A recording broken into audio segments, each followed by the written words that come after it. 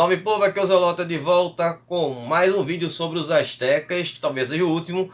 Hoje vamos ver os imperadores astecas e a conquista espanhola. Tem algumas coisas bem interessantes aí com a questão das conquistas, uma tradição que eu achei muito legal que os astecas faziam, quando um cara era coroado como imperador, Tatlone, né, que era o título que o imperador tinha lá no Império Azteca.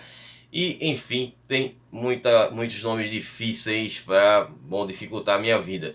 Mas vamos lá, sempre como os inícios do vídeo, peço que vocês não tapotem o like, compartilhem com os amigos, que ajude mais o canal a crescer, valorizem o meu trabalho. Vocês que são novos aqui, sejam muito bem-vindos. Eu trago conteúdo de antiguidade e Idade Média. É só dar uma conferida na minha videoteca com várias sagas e mini sagas. Me sigam no Instagram para vocês ficarem sabendo sempre que os vídeos forem postados e também participar das enquetes. Também tem o nosso conteúdo extra, que é o Culta com Zelota, que fica no acampamento Zelota, na área de membros, que vocês podem fazer parte dando uma contribuição aqui para o canal. E também vocês vão ter acesso a continuação das conversas que eu faço aqui no canal, lá na área de membros. Vídeos todas as quartas às 20 horas, sempre com metodologia nada ortodoxa, com muitas imagens, muito conteúdo, sem enrolação. Bom pessoal, o primeiro imperador da nossa lista é o Moctezuma I. Não é aquele Moctezuma, esse é o primeiro. Bom, esse que o título dele, o nome dele se chama Ele Franze a Testa como Lorde ou Atira para o Céu, foi eleito Tlatoani em 1440. Ele havia servido o exército como um comandado do tio dele chamado Itzoatli na guerra contra os Tepenegas. Bom, aí que está a parte interessante. Quando um cara era coroado ali como o Tlatoani, ele não era coroado imediatamente. Ele passava por um tipo de teste, né? E como é que seria esse teste? Bom, se os romanos tivessem feito isso aí, poderia ter dado certo lá no Império Romano, hein? Teria durado mais, pelo menos, eu acho. Bom, enfim.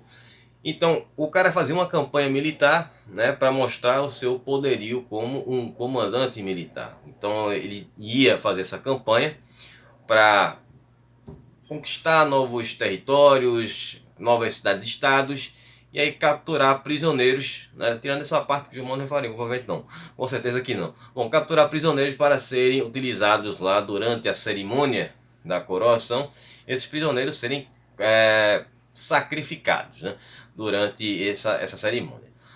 E aí, dependendo dessa campanha, né, que o cara conseguisse realmente grandes conquistas, capturar muitos prisioneiros, obviamente ele teria ali muita moral com o povo e, obviamente, com as cidades-estados que o veiam realmente como um grande líder, um cara que deveria ser respeitado. No caso do Moctezuma, ele acabou fazendo um seguinte teste com as cidades-estados. Ele teve a ideia de fazer a ampliação do grande templo, né, lá em Tenochtitlan, e aí ele ordenou que as cidades-estados mandassem mão de obra para trabalhar nessa reforma, nessa ampliação do grande templo. E teve uma única cidade que se negou a fornecer esses trabalhadores, que foi a cidade de Chalco, ou Calco. E aí foi que começaram as hostilidades entre Tenochtitlan e Calco, e se arrastaram até a década de 1450. E Moctezuma ele reconquistou as cidades lá no vale de Morelos e Guerreiros. E depois ele começou a expandir o território asteca para a região de Huaxtec, Mixtec e Coixtlehuaca. E depois grande parte de Oaxaca. Mais conquistas também foram feitas em Cosamaloapan, Arhuilizapan e Cuetlaxtlan. Só nomes maravilhosos para falar. Bom, enfim, vamos seguir aqui. Durante esse período, as cidades-estados de Tlaxcalan e Colula e a cidade de Huexotzinco se tornaram ali uma oposição ao imperador e impediram essa expansão do território asteca. E aí foi que o Moctezuma ele deu início a uma guerra contra essas três cidades-estados, mas ele utilizou uma outra estratégia de guerra, que foi de não fazer uma guerra rápida, mas fazer uma guerra mais longa, uma guerra de cerco, que os astecas chamavam de Guerra das Flores, né? Que tinha um objetivo de desgastar, né, os adversários, inimigos, tornando ali uma guerra que seria vencida pela exaustão. Bom, aí também ele foi responsável pela consolidação da estrutura política da Tríplice Aliança e também a organização política interna de Tenochtitlan. Bom, ele tinha um irmão que era o Tlacaelel, que foi o seu principal conselheiro e foi o cara que se tornou responsável, um grande arquiteto por essas grandes mudanças nas reformas políticas durante o reinado do Moctezuma I. Ele consolidou o poder da classe nobre, instituindo ali um conjunto de vários códigos legais e também com a prática de reintegrar governantes astecas que estavam aliados com o Moctezuma em suas cidades-estados. Bom, depois do Moctezuma I, quem vai se tornar o novo imperador em 1469, esse é um nome meio difícil, e foi o Akshayakatli. Bom, ele que o nome dele significava máscara de água. Ele era neto do Moctezuma. Moctezuma ele teve uma filha, bom, casou com um cara e tiveram esse filho que acabou se tornando imperador. E aí logo que ele assumiu, ele fez a sua campanha expansionista, né, para a sua coroação no sul de Tenochtitlan contra os zapotecas que viviam lá no istmo de Tehuantepec. E aí na sequência o Axayacatl também conquistou a cidade independente de Tlatelolco, que ficava no norte da ilha, onde Tenochtitlan estava localizado. Bom, essa cidade ela era governada por Mokhuix, e esse cara era casado com a irmã do Axayacatl. Então, tinha uma história de que esse governador, casado com a irmã do imperador, ele maltratava a irmã do imperador. Então ele usou isso como um pretexto para atacar a cidade. E aí ele incorporou a cidade de Tlatelolco ao seu território, porque a cidade tinha um mercado muito importante. Esse era o verdadeiro pretexto para ele conquistar essa cidade. Não tinha nada a ver com a irmã, foi só um pretexto aí qualquer. Bom, o Axayacatl, ele conquistou áreas no centro de Guerrero, que era a região, o Vale de Puebla, lá onde hoje tem o mesmo nome ali no México, e também fez uma campanha contra os otomis, lá no Vale de Toluca, que era uma zona perto do território do estado de Tarasco, que era um estado muito forte, que acabou se tornando ali um grande inimigo para os astecas, perigosíssimo, difícil de enfrentar. Mas aí o que aconteceu foi que o Axayacatl ele resolveu realmente enfrentar os tarascos. Então ele fez uma campanha contra eles entre 1478 e 1479, e as forças astecas foram repelidas pelos tarascos, que tinham uma defesa muito bem estruturada. Bom, o Axayacatl foi derrotado na Batalha de Tlaximoloyan, onde hoje fica Tarimaroa. E lá ele perdeu a maioria dos seus 32 mil homens e ele retornou com os sobreviventes para Tenochtitlan, e lá ele passou a sua humilhação e sua vergonha. Bom, em 1481 ele bateu as botas e foi sucedido pelo seu irmão mais velho, o Tizoc, que na sua coroação ele fez uma campanha contra os otomis. E também fracassou nessa campanha e conseguiu capturar apenas 40 prisioneiros para serem sacrificados na sua coroação. Bom, outro detalhe que acontecia é que quando tinha essa mudança de imperador, e se o cara, por exemplo, não era bem, então as cidades-estados poderiam se rebelar contra esse imperador, né? Se o cara tinha uma campanha fraca, como foi no caso do Tizoc, eles viam como um cara fraco e que eles poderiam se rebelar e teriam sucesso. Então foi o que aconteceu nesse caso. Então, muitas cidades-estados, que eram cidades tributárias, acabaram se rebelando contra o Império Azteca, e esse curto período do reinado do Tizoc foi gasto abafando essas rebeliões e tentando manter o controle das áreas que já haviam sido conquistadas pelos seus antecessores. O Tizoc faleceu repentinamente em 1485 e foi especulado que ele havia sido envenenado pelo seu irmão Ahuitzotli, que foi um líder de guerra durante o reinado do Tizoc e acabou se tornando o novo Tlatoani. Bom, e aí tivemos a coroação do Ahuitzotli, que significava monstro da água. A sua coroação foi bem sucedida, ele fez aquela campanha para abafar aquelas rebeliões que aconteceram lá no Vale do Toluca e também conquistou a região de Jilotepec e várias outras comunidades lá no Vale do México. Bom, aí foi feita uma segunda campanha em 1501, que foi muito bem sucedida na costa do Golfo do México, e ele também deu início a uma nova ampliação lá no grande templo de Tenochtitlan. E a reinauguração foi feita com os governadores das cidades-estados, com convidados, e foi lá que aconteceu aquela história que eu contei no vídeo passado, que foi sobre a mitologia, os sacrifícios, onde mais de 80 mil prisioneiros foram sacrificados. No vídeo passado eu falei 80.800, já dizem que pode ter chegado até a 84 mil, mas como é um número muito grande, nunca teve uma coisa sem precedentes, existe muita discussão a respeito dessa quantidade de pessoas, realmente foi tudo isso.